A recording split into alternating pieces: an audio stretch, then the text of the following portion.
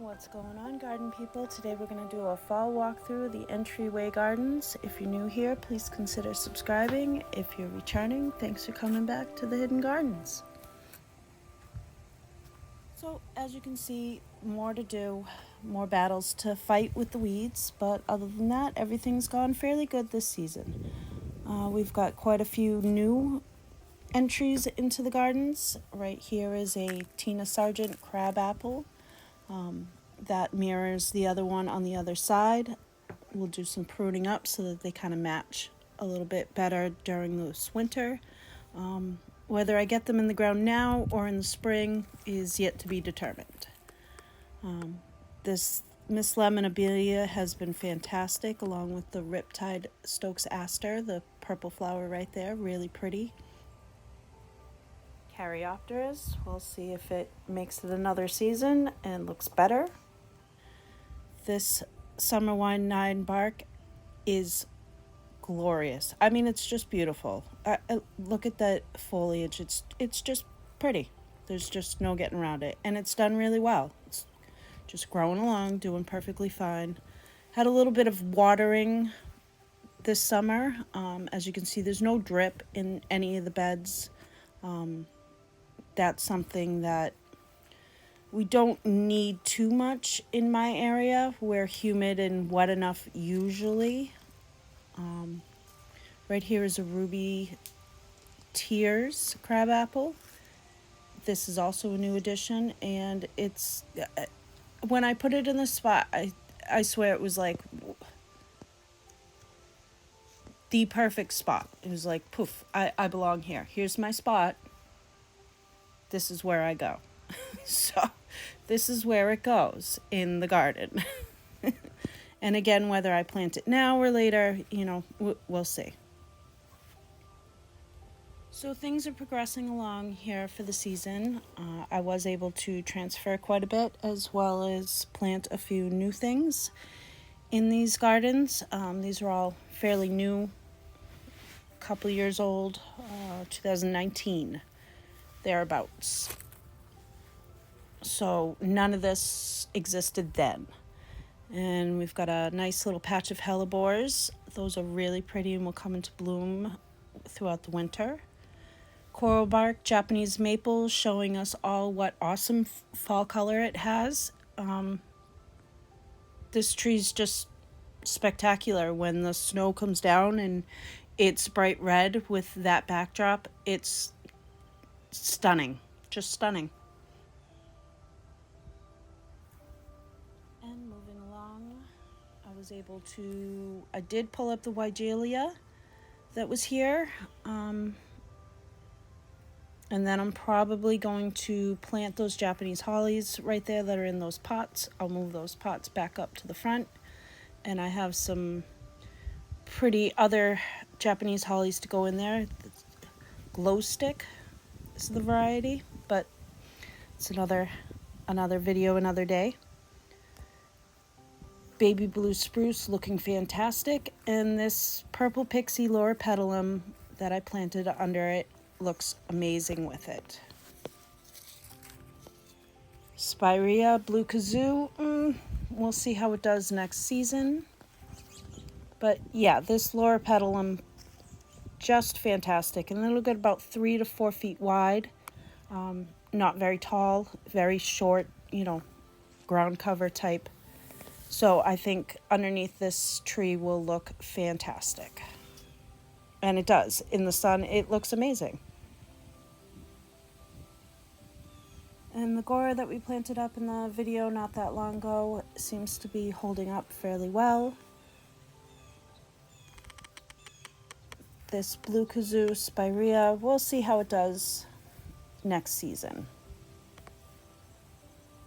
Now this area has seen some change.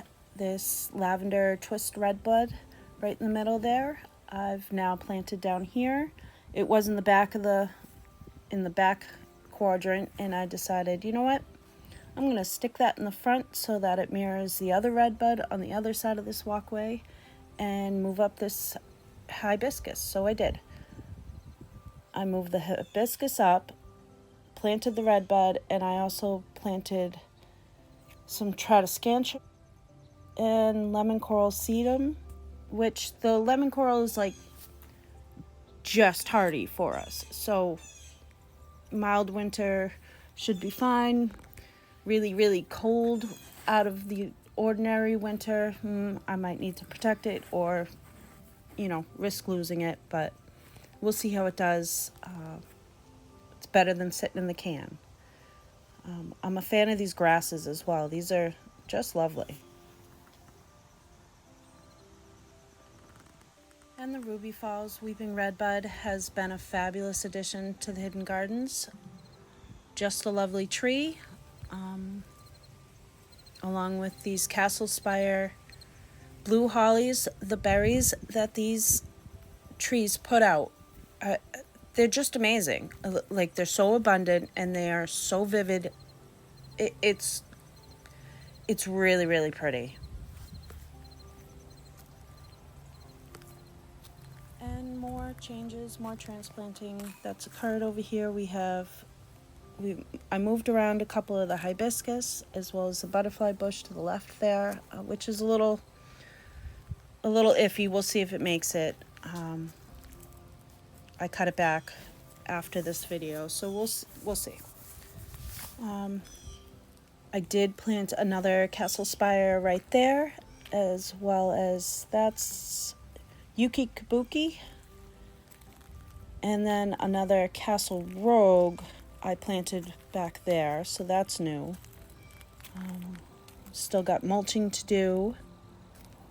And along here, these are just petunias that I planted at the beginning of the season I had left over. Butterfly bicolor bush, that's done fairly well this season. Along with this smoke tree, that's put on quite a bit of growth, so we like that. The Weigela we transplanted in a video at the beginning of the season took just fine. Dwarf honeysuckle doing just great. Butterfly bush in the back that we just transplanted, we'll see if it makes it. Let's cross our fingers.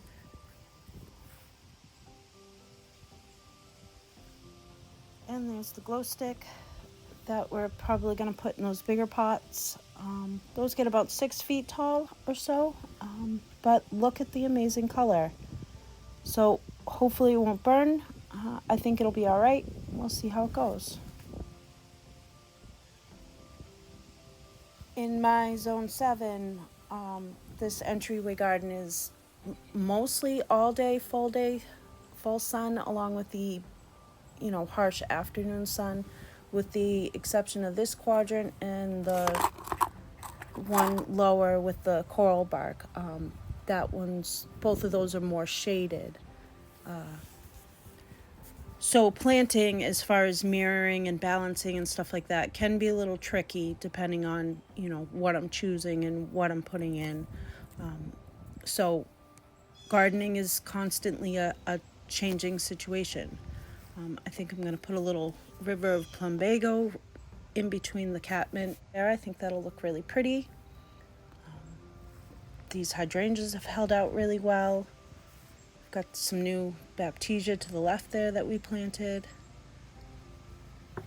So things are going fairly well. We'll see how things fare out.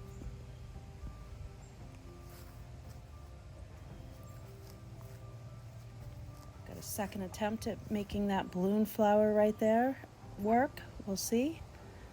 Got decimated by pests on the hibiscus, on all the hibiscus this year, so hopefully that doesn't repeat next year. This Weigela Midnight Sun, amazing color. Like, I want to add a bunch of those throughout everywhere in the garden. So more planting to do, more cutbacks to do. Spring cleanup will be coming along. Lots more mulching to get done. The garden to-do list is a constant to-do.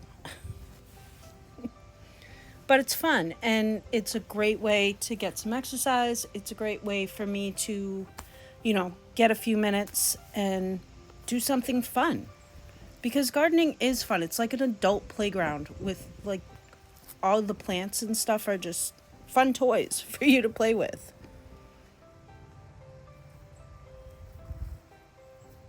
And see, there's another Midnight Sun Weigelia right there. I mean, just an amazingly beautiful plant.